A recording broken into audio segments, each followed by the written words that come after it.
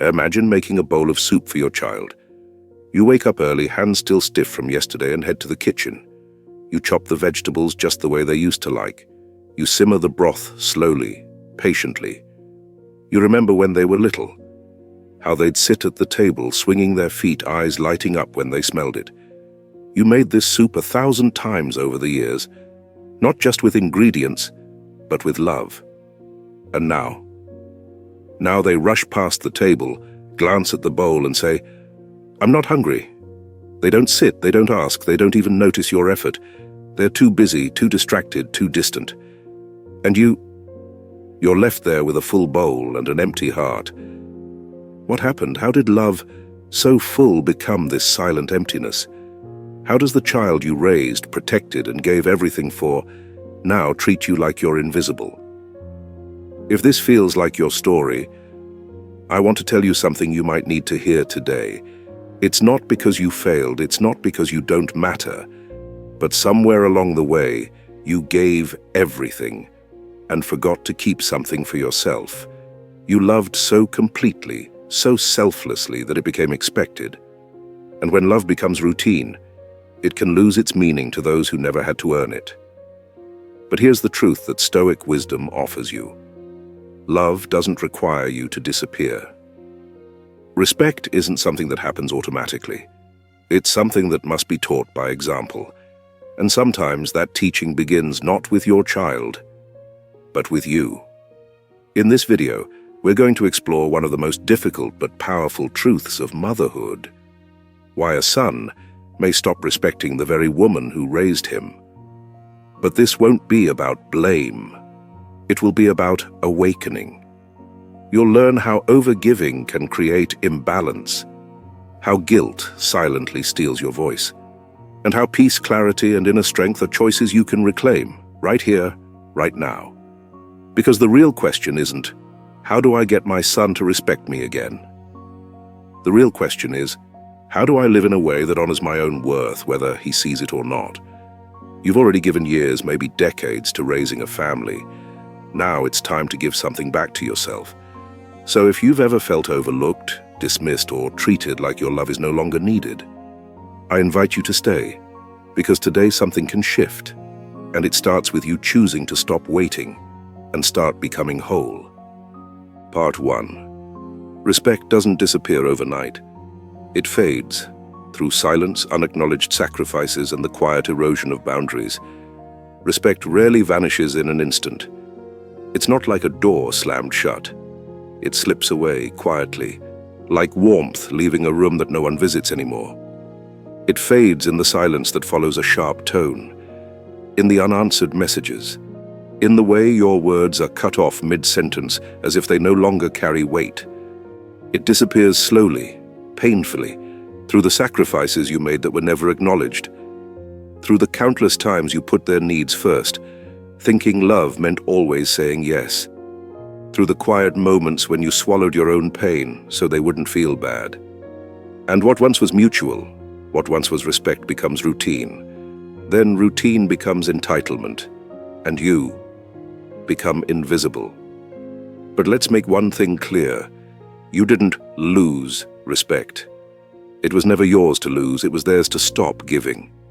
Your mistake, perhaps, was not noticing the first small cracks, or noticing them, and choosing silence over discomfort.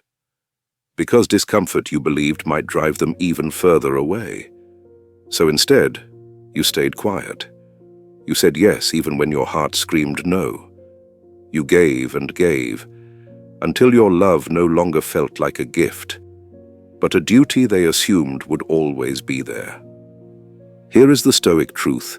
Respect, like all virtues, is cultivated, and it can be lost, not in a moment, but over time, when we don't protect it.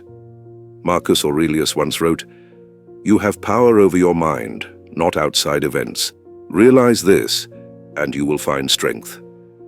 And here's how that truth applies to you. If you wait for your son to suddenly realize your worth, you hand your peace over to chance. But if you begin to realize it for yourself, something begins to shift. Respect isn't taught by begging. It isn't restored through guilt. It begins Again, through clarity and boundaries, not with resentment, not with anger, but with a quiet decision. I will not allow myself to be treated this way anymore. Because the first time you accepted that dismissive tone, the first time you allowed a boundary to be crossed for the sake of keeping the peace, the first time you told yourself this is just how things are now, was the moment a little piece of respect was traded for silence. But silence doesn't preserve love. It buries it. Now, you may ask, isn't it too late? And I say this with all the gentleness I can. No, it's not too late. But it is time. Time to stop waiting for the past to return. Time to stop expecting old gratitude to bloom in soil that's never been watered. Time to stop handing out your soul in tiny pieces, hoping one day someone will say thank you. You don't have to shout.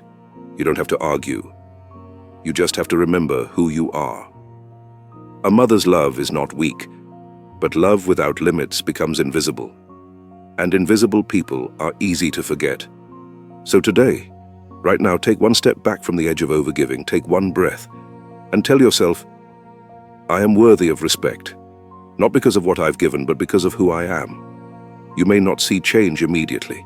You may face resistance. But you will begin to feel something else, yourself. And from there, the rebuilding begins. Because respect doesn't disappear overnight. But with courage, it can begin to return. One boundary, one breath, one quiet no at a time. Part 2. When too much love backfires. A mother who is always available, always giving, gradually fades into the background, not seen as a person, but as a permanent fixture. You may have believed, as many mothers do, that love means always saying yes, that a good mother gives endlessly, without needing, without resting, without asking. That selflessness is the highest form of devotion. And for a time, it worked. They needed you. You were their world. You didn't think twice about putting them first, because it came from love and love felt like purpose. But somewhere along the way, that pure love turned into expectation. They stopped noticing how much you gave. They assumed you'd always be there. They forgot that you too are human, with emotions, with needs, with limits, and now you feel like a background presence, always there, rarely acknowledged, like wallpaper in a house, comforting, familiar, but barely seen. Seneca said, "He who gives without measure receives not gratitude, but demands." Let that settle in your heart, because that's the bitter irony. The more you gave without limits, the less they appreciated you, not because they're bad people, but because that's human nature. What is constant becomes expected. What is unconditional becomes taken for granted. What is always available is rarely cherished. Imagine a light in a room that never turns off. At first, it's wonderful. It brings comfort, safety, but after a while, people stop noticing it. They forget what it means to walk into darkness and then be met with light. That light becomes invisible until the day it flickers. That's what happens when your love is endless but unguarded, when you say yes when your heart says no, when you sacrifice so much of yourself that there's hardly anything left, when you believe that if you just keep giving, eventually, finally, they'll see, they'll understand, they'll respect. But they don't, because when you've never shown them your limits, they never learned that you had any. Here is the lesson Stoicism offers. True love is not measured by how much you give, but by how wisely you give. It is not loving less, it is loving better. And loving better means knowing when to pause, to say, I am here for you, but I am here for me too. To teach them, not with words, but through boundaries, that your love is not to be used, but cherished. Because if you give yourself away entirely, what is left of you for them to respect? Think of this. If tomorrow you stopped being on call for everyone, if you started honoring your own time, your energy, your needs, what would happen? There might be surprise, resistance, even anger, because no one easily accepts the loss of what they assumed was permanent.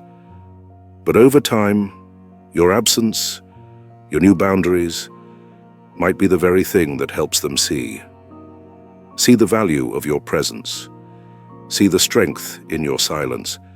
See the person behind the role. This isn't about becoming cold. It's about becoming clear. A fountain that never dries up stops being admired, but a well that is respected, protected, becomes a sacred place. Your love should be that sacred place, not a vending machine, not a background light, but a steady flame that burns with dignity, not depletion. So today, ask yourself gently, am I giving from love or from fear? Fear of losing them, fear of being alone, fear of not being seen. Then ask the deeper question. What might they finally see if I dared to stop giving everything? You are not a backdrop. You are not furniture. You are not here to be useful. You are here to be loved, respected, and seen. And the moment you believe that again is the moment they might begin to believe it too. Part 3. Guilt. The invisible trap. Guilt silences a mother. It steals her voice, her strength, her right to say no. And in that silence, disrespect finds space to grow. How many times have you asked yourself, was I too harsh, too soft? Did I fail them somehow? This quiet questioning becomes a loop, a whisper that turns into a weight. You carry it not in your hands, but in your heart. It's invisible, but heavy, and it colors every interaction you have with your child. You want to say no, but the guilt stops you. You want to speak up, but the guilt makes you second guess. You want to ask for respect, but guilt convinces you that maybe you haven't earned it. This is how so many mothers become stuck, not because they lack strength, but because they've been taught to doubt their right to use it. Guilt is a thief dressed as virtue. It tells you that being a good mother means enduring everything, that saying no is cruel, that setting boundaries is selfish, but that is a lie. True love is not built on guilt. It is built on clarity. And if guilt is ruling your decisions, then love, respect, and even your sense of self are being sacrificed to an illusion. Epictetus said, "No man is free who is not master of himself." If you are ruled by guilt, you are not free. You are not acting, you are reacting. And slowly, your child learns that you are available no matter how they treat you, that you will keep giving, even when you are breaking. It doesn't have to be malicious, but it becomes habitual, and disrespect, once learned, rarely reverses itself, unless something changes. So let me ask you gently, what are you still apologizing for? For the years you were tired and imperfect? For the choices you made without the luxury of hindsight? For the fact that you are human? No mother walks this road flawlessly. But guilt was never meant to be a home. It was meant to be a signpost, a moment of pause, not a prison. When guilt is unprocessed, it turns into submission, and submission disguised as love always leads to imbalance. You begin to say yes when your heart says no. You downplay your pain, telling yourself it's not that bad. You justify your child's indifference by saying they're just busy. But each time you excuse what wounds you, you teach them that your feelings don't matter. And if they don't matter to you, why should they matter to anyone else? Here's the truth no one wants to admit. Guilt, when left unchecked, becomes fuel for ingratitude. Not because your child is cruel, but because you've removed the mirror that shows them their reflection. You've made their actions consequence-free, and in doing so, you've erased yourself from the equation. But you can reclaim your place by forgiving yourself, by recognizing that you did the best you could with what you knew at the time, by remembering that a strong mother is not one who never makes mistakes, but one who rises with wisdom and self-respect after everyone. So today, choose this. Release the guilt. Reclaim your voice. Because your child doesn't need a mother who bends and breaks to keep the peace. They need a mother who stands tall and teaches through her own healing that love without self-respect is not love at all. Part 4. The fear of loneliness makes a mother tolerate disrespect. Sometimes it's not love that holds you back, it's fear. The fear of losing what little connection remains. Even when that connection hurts, there is a kind of silence that hurts more than words. It's the silence at the dinner table when your child is home, but distant. It's the one-word replies, the averted eyes, the cold tone that makes you feel like a stranger in your own child's life. And yet, you hold on. Why? Because the fear of being alone feels worse than the discomfort of being ignored. Because even the faint presence of your child, even if it's filled with indifference or tension, feels better than their complete absence. You tell yourself, at least they still come around, at least they still call sometimes. If I speak up, I might lose even that. And so you stay quiet. You make yourself small. You tolerate what your younger self would never have accepted, all in the hope of not losing what little is left. But here's the truth. Loneliness in company is the worst kind of loneliness, because it confuses the heart. It keeps you hoping, guessing, bargaining, while slowly draining your spirit. You are there but not seen. You are present, but not heard. And what hurts most is not that they are absent, but that they're emotionally gone while still being in the room. Marcus Aurelius wrote, "You can be happy even in a palace or miserable in one too. It's not the presence of people that brings peace. It's the quality of connection. It's whether you feel respected, valued, and loved." So the question is not, are they still in your life? The real question is, how do you feel when they are? So many mothers stay in relationships where respect is long gone, not because they are weak, but because they are afraid. Afraid that setting boundaries will push their child away. Afraid that saying no will trigger silence. Afraid that choosing peace will mean choosing solitude. But here's what the Stoics knew. The fear of losing something can often cost you more than the loss itself. You fear being alone? But what if this fear is making you invisible in the very relationship you're trying to preserve? Let me say this gently but clearly. You deserve more than a cold presence. You deserve more than being tolerated out of obligation. The fear of being alone should not outweigh the need to be respected, because once you compromise your dignity to maintain connection, the connection no longer feeds you. It drains you. Imagine instead what it would feel like to walk away from the coldness and find warmth elsewhere. In friendships, in community, in rediscovering yourself, to create a life that's full, not because someone else fills it, but because you stopped waiting for crumbs and started planting your own garden. Solitude, when chosen, can be healing. But forced companionship without respect is a slow erosion of the soul. So today, ask yourself, is the presence you're holding on to truly keeping you company? Or is it just keeping you captive? The Stoic answer is clear. You cannot control who stays, but you can always control what you accept. And perhaps the real turning point is not when your child finally sees your worth, but when you do. And from that moment on, you will never fear being alone again. Part 5. A child who doesn't respect his mother also doesn't respect himself. Sometimes the hardest truth is also the one that sets us free. When a son speaks to his mother with coldness, when he ignores her calls or makes her feel like a burden, our instinct is to ask, why? What did I do wrong? How did I lose the child I once held in my arms? But what if the problem lies not in your failure, but in his pain? Yes, pain, because a child who cannot respect the woman who gave him life is not someone at peace within himself. He may wear the mask of indifference, of maturity, even of success, but inside, something is unhealed. Maybe he's carrying wounds from childhood.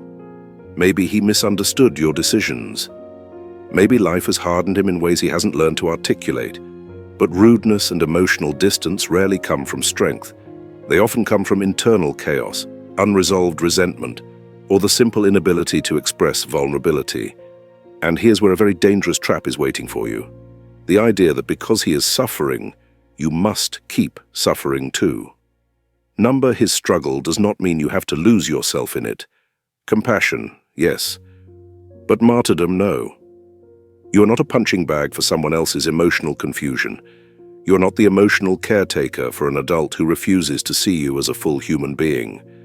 As harsh as this may sound, his pain is not your punishment to endure. Epictetus wrote, "What upsets people is not things themselves, but their judgments about these things."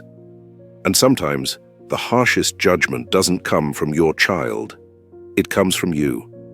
The belief that you must tolerate everything, that if your son is rude, you must be patient, that if he is distant, you must draw closer, that if he hurts you, you must keep understanding. But ask yourself honestly, what are you teaching him when you do that? You are teaching him that love means erasure, that a mother's value lies in how much she can endure without complaint, that disrespect carries no consequence, only silence and continued service.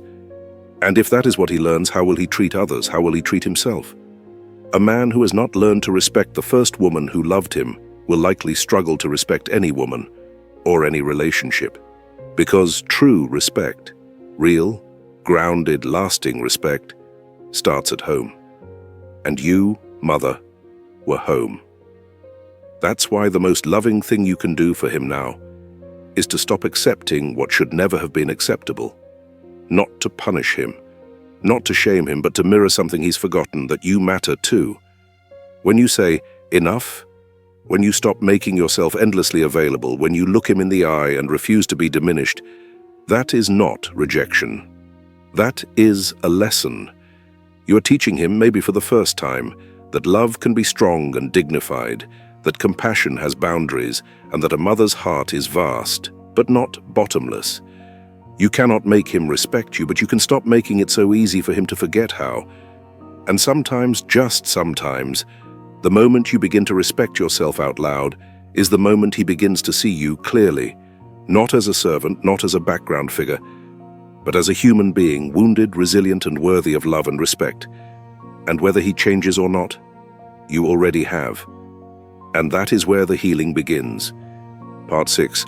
Gratitude cannot be demanded, it must be awakened. There's a bitter truth many mothers silently carry. You gave everything, and in return, you received silence. Distance, coldness. You waited for your child to recognize the sacrifices you made, the meals skipped, the dreams set aside, the nights spent worrying instead of sleeping. You hoped that one day your son would turn to you with soft eyes and say, "I see now. Thank you for everything."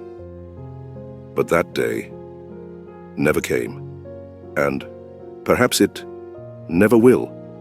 At least not the way you imagined, because gratitude cannot be forced.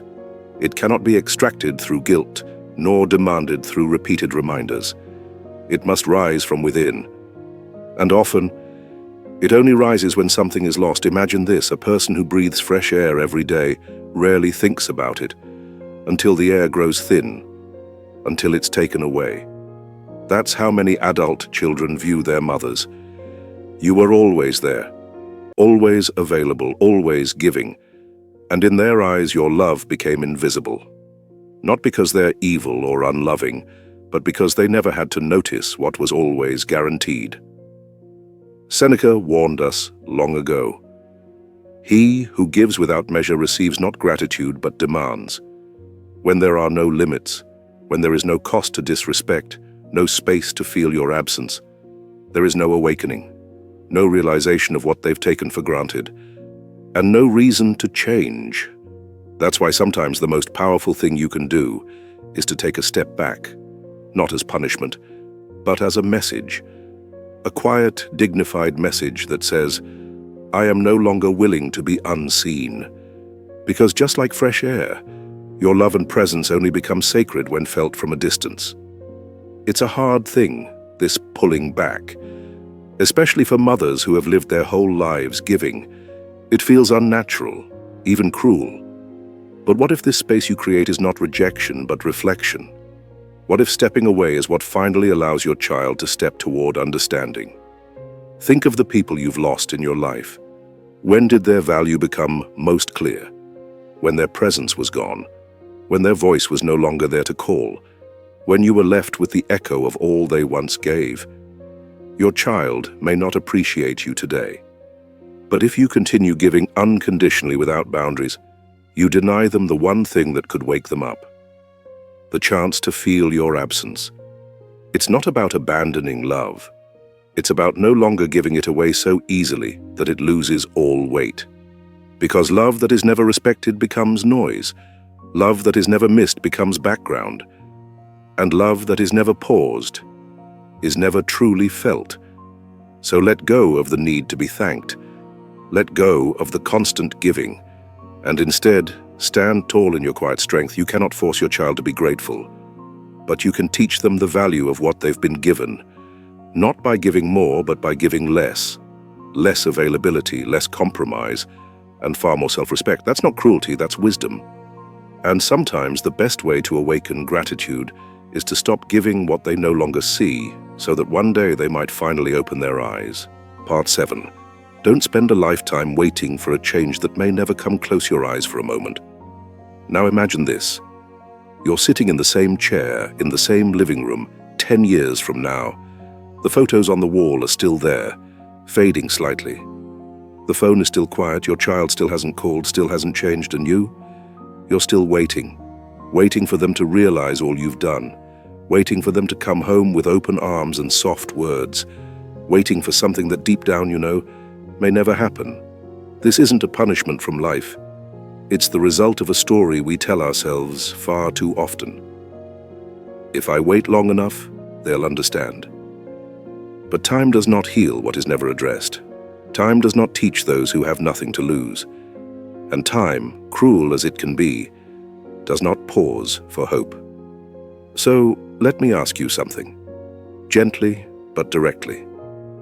How many more years are you willing to spend waiting for someone else to change so you can finally live? We've all been told that mothers must be patient, enduring, forever hopeful. But there's a fine line between love and self-abandonment. You are not here to live in the waiting room of someone else's emotional growth. You are not just the background music to their lives, quietly playing in case they decide to listen. You are a human being, worthy of respect, joy, and a life that belongs to you. Marcus Aurelius said, "You could leave life right now. Let that determine what you do and say and think." And if that sounds grim, let it also be freeing. Because when you stop waiting, something miraculous happens. You start living. You reclaim your mornings, not wondering why they haven't texted. You take walks for your peace, not because you're restless with silence. You pursue friendships, passions, simple joys, not to fill a void, but to nourish your own soul. This doesn't mean you stop loving your child. It means you stop tying your worth to how they treat you. It means you stop shrinking yourself into someone who only exists through someone else's approval. Because a life spent waiting is a life postponed. And when you postpone too long, the years slip away quietly, like water down a drain. Unnoticed, unrecoverable. What would it look like if, starting today, you lived without waiting? What if you no longer hoped for a perfect conversation, a long-awaited apology, or a sudden transformation? What if, right now, you chose to live with the understanding that you may never hear the words "I'm sorry" or "thank you," but that doesn't mean your life has less value. That doesn't mean you have less value. The truth is, the person you're waiting for isn't your child. It's you. You're waiting for the moment you feel ready to let go, ready to stop hoping they'll become someone else, ready to stop building your happiness around their behavior. But readiness doesn't come before the decision. It follows it. Let today be the day you decide, not to give up, but to stop postponing your joy for someone who may never meet you halfway. Live not in reaction to someone's absence, but in celebration of your own presence. Because when you stop waiting for life to begin, you realize it already has, and it's been yours all along. Part 8. Respect begins when you set clear boundaries. Respect is not something you ask for with trembling hands. It's not something you plead for through silence or tears. It is something you embody. And the moment you begin to set boundaries without guilt, you stop asking for respect. and start commanding it, let's be honest. Most of us were never taught how to say no with confidence, especially as mothers.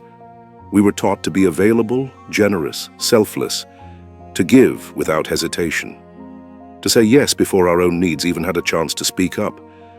But here's a truth that Stoicism and life will keep reminding you.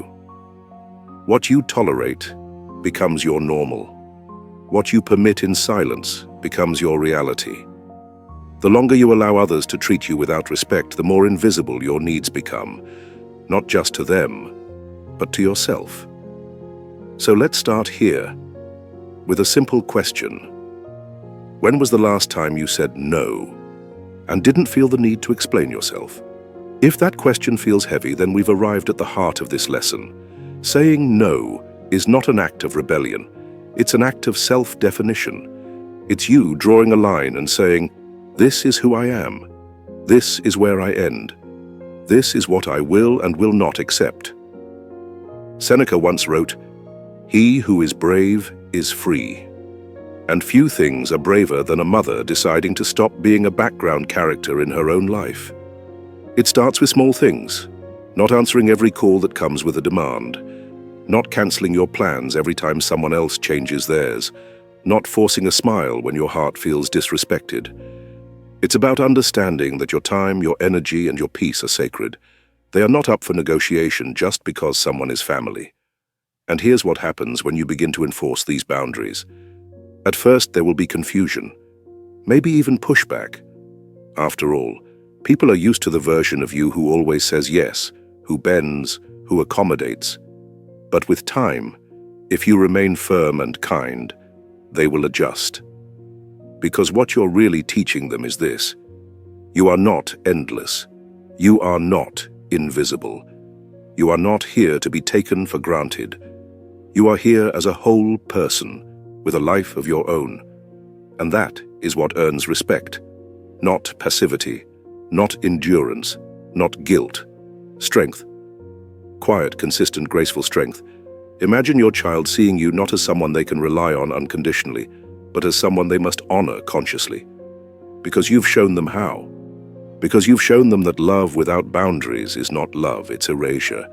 Marcus Aurelius reminds us, dwell on the beauty of life, watch the stars, and see yourself running with them. That beauty begins when you reclaim your space, when you say, I'm not here to be everything to everyone, I'm here to be fully myself. Respect is not about controlling others, it's about controlling your standards.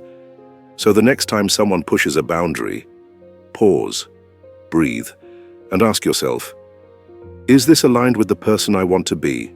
If not, say no. Say it with love, but say it without apology. Because a boundary set in peace is more powerful than a demand shouted in pain. And when you do this consistently, something extraordinary happens. You begin to inspire, not by force, but by example.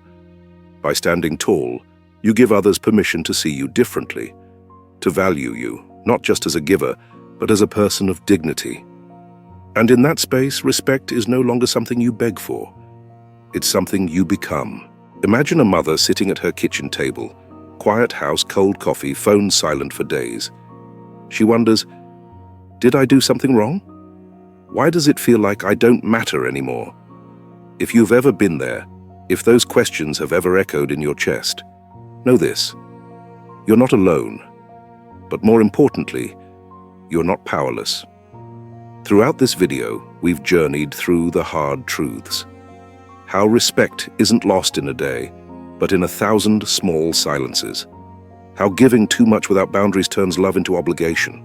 How guilt, fear, and the desire to avoid loneliness can keep you trapped in roles that no longer serve you. But now, right here, is where it all comes together. Because the answer you've been searching for has never been in your child's hands. It's not hidden in a future apology, or a miraculous change of heart, or a moment of realization that may never come. The answer has always been in you. You don't need to wait for your child to respect you to begin living a life of dignity. You don't need to wait for validation to know your worth. You don't need to keep sacrificing your peace in hopes that someone else might one day notice your pain. You can begin now, with one powerful decision. to respect yourself first. That's the beginning of everything.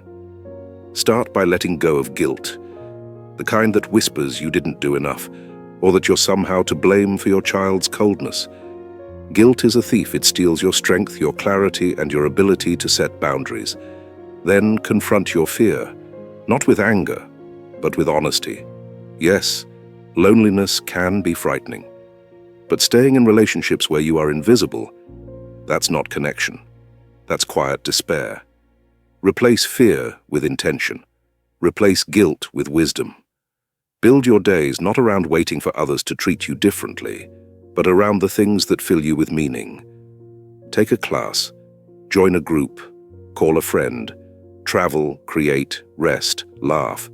Rebuild your identity, not just as a parent, but as a full, vibrant human being with dreams, passions, and a future that still matters. And most importantly, set boundaries, not out of resentment, but out of love. Love for yourself. When your child asks something unreasonable, learn to say, "I can't." When they speak with disrespect, learn to say, "That's not how I allow myself to be treated anymore." You don't need to be loud. You don't need to be harsh, but you do need to be firm. Because dignity speaks volumes, even in silence. And something incredible happens when you begin living this way. The world begins to adjust. Your child may notice the shift, slowly at first. They may resist, push back, or withdraw. But over time, your steadiness becomes a mirror. Your strength will speak louder than your words ever could. And even if they never change, even if the apology never comes, you will have changed. And that changes everything. As Marcus Aurelius wrote, "You have power over your mind, not outside events. Realize this, and you will find strength." You have that power now. So today, as we close, ask yourself, what would my life look like if I stopped waiting? Who would I become if I chose to value myself first? Whatever that answer is, go live it, not tomorrow, not when they call, now. Because respect is not begged for, it's inspired by the quiet grace of a person who finally remembers their worth and lives like it. Thank you for watching and walking this journey with us. If this message touched your heart, please support the channel by liking, subscribing, and turning on the notification bell. Your presence means more than you know. Share this video with someone who needs to hear these words. Together we can build a community of strength, dignity, and wisdom. Stoic, Wisdom Daily.